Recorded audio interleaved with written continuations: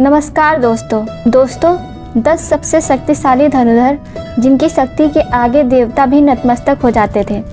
पौराणिक काल में धनुर्धर तो बहुत हुए, लेकिन एक ऐसा धनुर्धर भी था जिसके सामने खुद भगवान श्री कृष्ण भी भयभीत हो गए थे। एक ऐसा धनुर्धर भी था जिसने इंद्र और राम लक्ष्मण को भी हरा दिया था।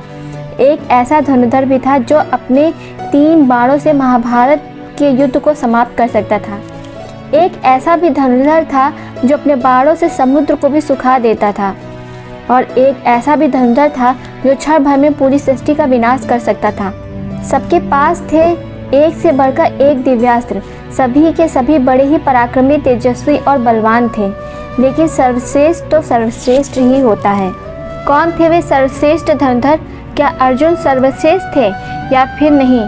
क्या कर्ण सर्वश्रेष्ठ थे या फिर नहीं?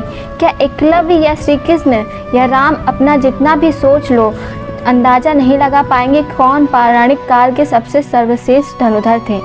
उसके जैसा धनुर्धर आज तक कभी नहीं हुआ और ना ही कभी होगा। तो चलिए जानते हैं प्राचीन भारत के 10 सबसे शक्तिशाली धनुर्धर के बारे में। लेकिन उससे पहले यदि आप लोग महादेव और प्रभु श्री राम को सच्चे दिल से मानते हैं तो इस वीडियो को लाइक करें और हमारे चैनल को सब्सक्राइब करना ना भूलें, और साथ ही सच्चे दिल से कमेंट बॉक्स में जय श्री राम लिखना ना भूलें। हर हर महादेव।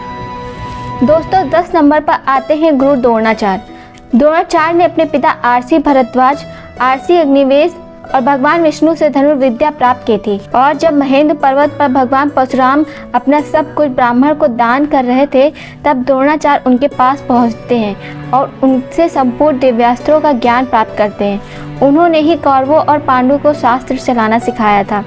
कुरुक्षेत्र के युद्ध में भीष्म पितामह के बाद गुरुद्रोण कौरवों के सेनापति बने थे। उन्होंने महाभारत युद्ध के 15 दिन तक पांडव सेना पर कहर बरसाया था। उन्होंने राजा विराट, कुंती भोज, द्रुपद, सत्यजीत, संकल्प जैसे 25 महारथी को अकेले ही मार गिराया था। युद्ध के दौरान द्रोण ने जो चक्र बनाया था उसमें फंसकर ही वीर अभिमन्यु मारे गए थे। जब तक उनके हाथ में शस्त्र था उन्हें परास्त करना असंभव था, इसलिए पांडव छल से उनको मारने के लिए विवश हो गए थे। दोस्तों नंबर 9 पर हैं भीष्म पितामह। गंगापुत्र भीष्म पितामह यह अकेले एक ऐसे योद्धा थे जिन्होंने उस समय पृथ्वी पर हस्तिनापुर को अपराजित कर दिया था। उन्होंने अपने जीवन में बड़े बड़े युद्ध लड़े। कई बार तो दुश्मन की सेना पर अकेले ही भारी पड़ जाते थे। जब कुरुक्षेत्र का युद्ध शुरू हुआ तब पितामह भीष्म कौरवों के प्रथम सेनापति बने। रोज अकेले भीष्म पितामह 10,000 सैनिकों को मार दिया करते थे। भीष्म पितामह के बाणों के आगे पांडव पक्ष का कोई भी योद्धा टिक नहीं पाया। भगवान श्री कृष्ण ने इस युद्ध में शस्त्र न उठाने का प्रण लिया था, लेकिन भीष्म पितामह ने अपने पराक्रम से श्री कृष्ण को अपनी प्रतिज्ञा तोड़कर शस्त्र उठाने के लिए विवश कर दिया था। भगवान श्री कृष्ण जानते थे कि भीष्म पितामह को नियमानुसार युद्ध करके परास्त करना असंभव था, इसलिए शिखंडी को सामने रखकर अर्जुन ने भीष्म पितामह को बाणों की सैया पर सुला दिया था। दोस्तों नंबर 8 पर हैं अर्जुन। गुरुद्रोण की दृष्टि में अर्जुन थे सर्वश्रेष्ठ धनुर्धर। गुरु द्रोणाचार्य ने अर्जुन को अपने सारे अस्त्रों का ज्ञान दिया था। अर्जुन की धनुष की टंकार से ही दुश्मन अधमरे हो जाते थे। अर्जुन के पास देवताओं के सारे दिव्यास्त्र थे।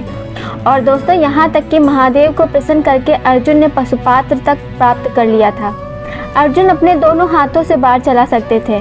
द्रौपदी स्वयंवर में कर्ण को छोड़कर सभी धनुर्धर जहाँ विफल हो गए थे, वहाँ अर्जुन ने ही बहुत आसानी से लक्ष्य को भेद दिया था।